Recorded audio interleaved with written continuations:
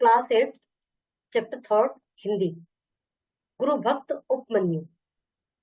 गुरु का स्थान भगवान से भी बड़ा बताया गया। हम किताबों में जो पढ़ते हैं या जो हमारी जो एक इनर फीलिंग है वो ये है कि गुरु भगवान से भी ऊपर है। क्यों? क्योंकि गुरु हमें शिक्षा देते हैं, गुरु हमें सही राह पर चलना सिखाते हैं। और एक उसमें तो है दोहे में, गुरु गोविंद दो खड़े काके लागू पाए, बलिहारी गुरु आपने गोविंद दियो बताए। तो उस दोहे के अनुसार गुरु ने ही गोविंद भगवान तक जाने का रास्ता बताया, भगवान को समझाया है कि क्या है। तो इसलिए गुरु भगवान से भी बड़े हैं। इसमें इसी तरह से इसी थीम पर आधारित एक कहानी है। Let's read. प्राचीन समय में धौम्य ऋषि के आश्रम में नियम बड़े ही कठोर थे। आज्ञाकारिता के विषय में तो बड़ा ही कठोर नियम था। प्रश्न पूछना या किसी प्रकार की शंका करना भी मना था। तो जैसे आजकल क्लास में होता है ना, टीचर्स खुद ही कह देती हैं किसी को कोई डाउट हो तो आप पूछ सकते हैं, क्योंकि जरूरी है। नहीं कहेंगे तो बच्चे घर पे मतलब ऑब्जेक्शन करेंगे, हमें तो समझ में नहीं आया, मैम ने समझाया नहीं है। तो मतलब अब तो जैसे एक समानता वाला फील है कि हर एक को समान अधिकार है। बच्चों को अधिकार है कि टीचर से प्रश्न पूछ सकते हैं, कोई दिक्कत है तो घर के गार्जियंस आके शिकायत भी कर सकते हैं। तो वही जहाँ स्टूडेंट चेंज हो गए हैं वहाँ टीचर्स भी चेंज हो गए हैं। पहले जमाने में टीचर्स को या गुरु को के ऊपर आंख मीच के विश्वास किया जाता था, क्योंकि वो शायद इसके लायक भी थे। लेकिन अब धीरे धीरे जैसे जैसे परिवेश बदलता जा रहा है तो सभी नियम कानून चेंज होता जा रहा है। तो अपना अपना लॉजिक है। कोई तो ये मानता है कि नहीं, टीचर आज भी इसी लायक है। लेकिन कहीं ये कलयुग है तो जरूरी भी नहीं है कि हम इस बात को बिल्कुल विश्वास ही कर लें। और ये भी जरूरी नहीं है कि बच्चों का ज्यादा वो करना ठीक ही माने। तो ये जो नियम है ये पर्सन टू पर्सन चेंज हो सकते हैं। बट पहले समय में ऐसा कुछ नहीं था। जो गुरु ने कह दिया वही सब कुछ शाश्वत सत्य माना जाता था, उसके ऊपर किसी प्रकार की कोई क्वेश्चनिंग नहीं हो सकती थी। तो पहला तो यही था कि शंका करना मना था। दूसरा कठोर नियम आहार के विषय में था। आश्रम के विद्यार्थी निकट के गांव में भिक्षा में पक्का पकाया आहार लेके आया करते थे। वे जो कुछ लाते गुरुजी के आगे रख देते, फिर गुरुजी उसमें से भोजन बांटते, उसी में से लिए अपने निकाल लेते थे। रोज का यही नियम था, मतलब जो भी आया वो सब गुरुजी को दे दिया, गुरुजी सबको बांटते अपने निकालते, रोज का यही। इसमें कोई चेंज नहीं कर सकता था कि मैं ज्यादा लूंगा, मैं कम लूंगा, या मुझे तो ये वाला चाहिए, मुझे तो नथिंग। विद्यार्थियों को दो विषय सिखाए जाते थे, धर्म और युद्ध कला। जो विद्यार्थी बड़े होकर आचार्य पुरोहित बनना चाहते थे वे वेद विद्या वेद आदि का अध्ययन करते थे। गुरु के आश्रम में गुरु केवल शिक्षक ही नहीं अपितु वे बालकों के माता पिता भी थे। पहले क्या होता था, गुरुकुल में भेजा जाता था, पेरेंट्स तो साथ में रहते नहीं थे, तो गुरु जी को ही ध्यान रखना पड़ता था। उनका सब कुछ केयरिंग केयर टेकर गुरु जी ही होते थे। तो माता पिता भी थे वे, उनके माता पिता उन्हें गुरु जी की देखरेख में छोड़ जाते थे। वे उन्हें उन्हीं के समान बड़े प्रेम और समता से अपने विद्यार्थियों की देखभाल किया करते थे। अपने रामायण महाभारत देखी होंगी तो उसमें यही आपने तरीका देखा होगा कि गुरुजी के आश्रम में चले गए, फिर कई साल बाद वापस आए हैं। तो ऐसा ही था पहले।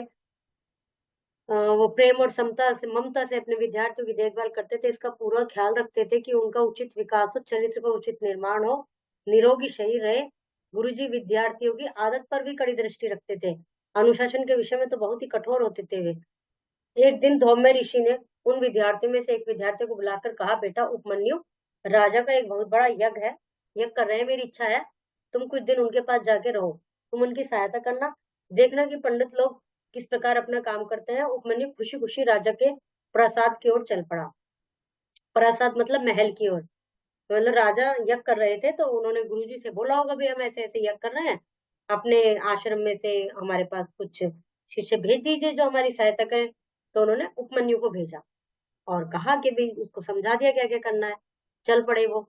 वहां उसे वहां राजा की खास सेवा में नियुक्त किया गया। उपमन्यु बड़ा ही परिश्रमी और हंसमुख बालक था, इस कारण सभी लोग उससे बहुत प्रसन्न थे। जब कुछ दिनों बाद वह आश्रम में वापस लौटा तो गुरुजी ने उसे बुलाया और उससे पूछा, पुत्र उपमन्यु, तुम इतने दिनों तक उपवास करते रहे? उसने कहा, नहीं तो गुरुदेव। उपमन्यु ने चकित होकर उत्तर दिया, मेरी भी यह धारणा थी। गुरुदेव ने कहा, तुम काफी हष्ट पुष्ट लग रहे हो, तुमने प्रसाद के बढ़िया बढ़िया पकवान छक्कर तो नहीं खाए? मतलब उन्होंने पहले तो ये पूछा, क्या तुम उपवास कर रहे थे? तो उपमन्यु के दिमाग में यह आया, नहीं ऐसा तो नहीं है। तो अभी ये वाली लाइन सुनकर तो लग रहा है कि शायद वो कमजोर हो गया। दोबारा से गुरुदेव ने कहा, कि क्या तूने वहां के पकवान बहुत बढ़िया बढ़िया खाए हैं, क्या ज्यादा खाए हैं? नहीं गुरुदेव, मैंने प्रसाद के पकवान नहीं खाए, सदा की भांति अपना भोजन गांव से ही मांग कर लाता था। गांव प्रसाद से 3 मील दूंगी तो है, मतलब जो यहाँ पर वो खाता था वही वहां पर खाता था। ऐसे नहीं कि मैं महल में रह रहा हूँ, राजा के यहाँ अच्छे अच्छे पकवान खाऊं, नहीं, वो वहां वहां भी अपना गांव से जैसे यहाँ पर खाते थे वैसे ही मांग कर लाता था और उसको खाता था। गुरुजी ने पूछा, लेकिन मैंने तो तुम्हें आश्रम में भोजन लाते नहीं देखा। उपमन्यु का सहसा स्मरण हुआ कि आश्रम के नियम अनुसार उसे सारा भोजन गुरुजी के सामने रख देना चाहिए था। उसने अपना माथा ठोककर भूल स्वीकार की और गुरुजी से क्षमा मांगी। अब क्या था, यहाँ पर नियम ये था कि जो भी गांव से मांग कर लाएंगे वो लाकर पहले गुरुजी को देंगे। लेकिन जिन दिनों वो महल में था उन दिनों उसने ऐसा नहीं किया, जो भी गुरुजी के पास नहीं लेके आया। जब गुरुजी ने ये बात कही तो उसने माथा ठोक कर, मतलब ऐसे कहते हैं, हे भगवान चलो मुझसे हे भगवान मुझसे गलती हो गई, ऐसे या गुरुजी से क्षमा मांगी। उसके बाद उपमन्यु ने भिक्षा में मिला सारा भोजन लाकर गुरुजी के सामने रख दिया और उन्होंने भोजन रखवाया। संकेत से उसे चले जाने के लिए कह दिया कि यहाँ रखो, जाओ। उपमन्यु सारा दिन प्रतीक्षा करता रहा, किंतु उसे किसी ने उसको भोजन नहीं दिया। वह भूखा ही सो गया। 2 दिन धौम्य ऋषि ने उपमन्यु को फिर बुलाया, 2 दिन बाद। उसे सोचा भूख के मारे में अधमरा सा हो गया होगा, लेकिन उसको देखकर आश्चर्य हो कि लड़का पहले की तरह ही चुस्त और स्वस्थ लग रहा है। धूम्र ऋषि ने कहा, उपमन्यु, मैंने 2 दिन तक तुम्हारा लाया हुआ सारा भोजन लगवा लिया, तुमको भूखा रखा, फिर भी तुम वैसे ही चुस्त, तो क्या बात है? गुरुदेव, उपमन्यु ने उत्तर दिया, मैं गांव से दोबारा मांगने चाहता हूँ। मतलब जब तुमने नहीं दिया मुझे, मैं दोबारा मांगने चला गया। उत्तर सुनकर धौम्य ऋषि अप्रसन्न हुए। तुमने फिर मेरी आज्ञा को उल्लंघन किया है। मैंने कितनी बार बताया है कि गांव से दिन में केवल एक बार भोजन लाया जाएगा, बताया था कि नहीं? उत्तर दो। हाँ गुरुदेव, उपमन्यु ने क्षीण स्वर में कहा, भूख के मारे में यह भूल गया था कि भूख के मारे में भूल गया था। मतलब उसे तो भूख लगी, उन्होंने इंतजार किया कि गुरुजी बुलाएंगे, नहीं बुलाया तो वो अपना जाके और लाके खा लिया और भूख के मारे में भूल गया, ये गुरुजी से कह दिया। हाँ गुरुदेव, ठीक है। धौम्य ऋषि ने गंभीर स्वर में कहा, तुमको ध्यान रखना चाहिए, गांव केवल हमारे आश्रम की ही सहायता नहीं करता, औरों की भी करता है। उनका कृतज्ञ होने के बजाय तुमने लोभ किया, उनसे दोबारा भोजन मांगा। जाओ गाय को चराने लेके जाओ, और मैंने जो कुछ कहा उस पर विचार करो। उपमन्यु का दंड जारी रहा। वह गांव से खाना लाकर आश्रम में दे देता। उसके बाद वह भोजन उसकी आंखों के आगे ना आता। आश्रम के सब लोग खाते पीते, केवल उपमन्यु को खाना नहीं मिलता। इस प्रकार 3 दिन और गुजर गए। गुरुजी इसकी प्रतीक्षा करते रहे कि उपमन्यु आकर खाना मांगे, लेकिन वह नहीं आया। आखिर गुरुजी ने उसे फिर से बुलवाया और उससे पूछा, कहो उपमन्यु, तुम्हें आज गायों के साथ जाने में कठिनाई हुई? मतलब गाय के साथ गए थे, कठिनाई हुई? मैं इसलिए पूछा कि वह भूखा तो है ही है, कठिनाई हुई होगी। नहीं तो गुरुदेव, उपमन्यु ने कुछ हैरानी से कहा, जरा भी नहीं। क्या? अब गुरुदेव की बारी थी हैरान होने की। क्या तुमने इसी अवस्था में भूख पर विजय पा लिया? उपमन्यु ने धीरे से कहा, मैंने गाय का दूध पी लिया था। मतलब कुछ ना कुछ वो अपना तरीका ढूंढता रहा। गुरुदेव कुछ देर चुप रहकर बोले, उपमन्यु, मैंने देखा तुम झूठ कभी नहीं बोलते, पढ़ाई में मन लगाते हो, प्रसन्न रहते हो, दूसरों को भी प्रसन्न रखते हो, लेकिन तुम पेट के इतने वश में हो कि उसकी खातिर सारे नियम भूल जाते हो, स्वार्थी बन जाते हो। पुत्र जिस व्यक्ति की देह उसके मस्तिष्क का आदेश नहीं मानती, वह कुछ भी नहीं कर सकती। देह माने शरीर, मस्तिष्क माने दिमाग। तो जिसका शरीर दिमाग का कहना नहीं मानता, वह व्यक्ति कुछ नहीं कर सकता। भूख को शांत करने के लिए वह चोरी करने से भी नहीं हिचकिचाएगा। क्या यही सब सीखने के लिए तुम्हारे पिता ने मुझको सौंपा है? बोलो उपमन्यु। मतलब उन्होंने कहा कि आज तो तुम ये कर रहे हो भाई, दोबारा खाना मांग लाया, और पहले तो खाना खुद ला के खा लिया, गुरुजी के आश्रम में नहीं लाया, जब गुरुजी के आश्रम में लाना शुरू किया उसे नहीं मिला तो खाना मांग के ले आया, फिर गाय का दूध पीना शुरू कर दिया। मतलब जब गुरुजी ने दोबारा जाने को मना कर दिया, तो इस प्रकार तो तुम चोरी भी कर सकते हो, कुछ भी कर सकते हो जब तुम्हें भूख लगेगी। उपमन्यु ने उसी क्षण संकल्प किया, गुरुदेव को अप्रसन्न होने का अवसर नहीं देगा। उसने विनम्र स्वर में कहा, गुरुदेव, जब तक आप मुझे स्वयं अपने हाथों से भोजन नहीं देंगे, मैं अब कुछ नहीं खाऊंगा। इस तरह का भूखा रहकर गुरुदेव के कार्य में लगा रहा। तीसरे दिन जंगल में गाय को चराने के लिए ले गया तो भूख के मारे उसकी जान निकली जा रही थी। अंत में उसने एक पौधे के रस भरे पत्ते तोड़कर खा लिए। वे पत्ते दवा के काम आते थे। पत्तियों की गंध इतनी तेज थी कि उपमन्यु की आंखें जलने लगी। उनमें पानी भर आया। अचानक उसकी दृष्टि जाती रही, वह अंधा हो गया। डर के मारे उसके होश हवास उड़ गए। टटोलता गिरता पड़ता वह आश्रम की ओर लौटने लगा। एक गहरे अंधेरे गड्ढे में गिर पड़ा। डर के मारे वह रोता रहा। धीरे धीरे रात हो गई। तो ज्यादा भूख लगी तो उसने एक पेड़ के पत्ते तोड़कर खा लिया, और उस पेड़ का जो पत्तों का जो असर हुआ वो ये हुआ कि उसकी दृष्टि जाती रही। फिर जैसे तैसे वो गिरता पड़ता आया और एक गड्ढे में गिर गया। पूरी रात वहीं पड़ा रहा। जब काफी अंधेरा हो गया, धौम्य ऋषि ने उपमन्यु को आश्रम में नहीं पाया तो दूसरे से पूछताछ की। एक छात्र ने कहा वह गायों को चराने के लिए जंगल की ओर गया था। गाय तो लौट आई, किंतु वह अभी तक नहीं आया। गुरुदेव सहसा उठ खड़े हुए, अंधेरा हो रहा है, चलो उसे ढूंढे। शिष्यों को लेकर गुरुदेव उपमन्यु को ढूंढने के लिए चल पड़े। चलते चलते जोर जोर से पुकारने लगे, उपमन्यु कहाँ हो बेटा, मेरी आवाज सुन रहे हो? रोते रोते थककर उपमन्यु सो गया था। गुरुदेव की पुकार उसके कानों में तो पड़ी तो चौंक कर उठ बैठा। आखिर गुरुदेव ने गड्ढे के किनारे खड़े होकर नीचे झांककर उपमन्यु को देखा और पूछा, तुम इस गड्ढे में क्यों बैठे हो उपमन्यु? अपने दुख और अभिमान को कठिनाई से दबाकर उपमन्यु ने कहा, गुरुदेव मैं अपनी इच्छा से यहाँ नहीं पड़ा हूँ, मैं इसमें गिर गया हूँ। मैंने भूख के मारे एक पौधे के पत्ते खा लिए थे, उसके आंखें उसे खाते ही मेरी आंखें जलने लगी और मेरी दृष्टि धुंधली हो गई। मुझे लगता है कि मैं अंधा हो गया हूँ गुरुदेव। फिर रुककर उसने पूछा, गौवे तो ठीक ठाक है ना?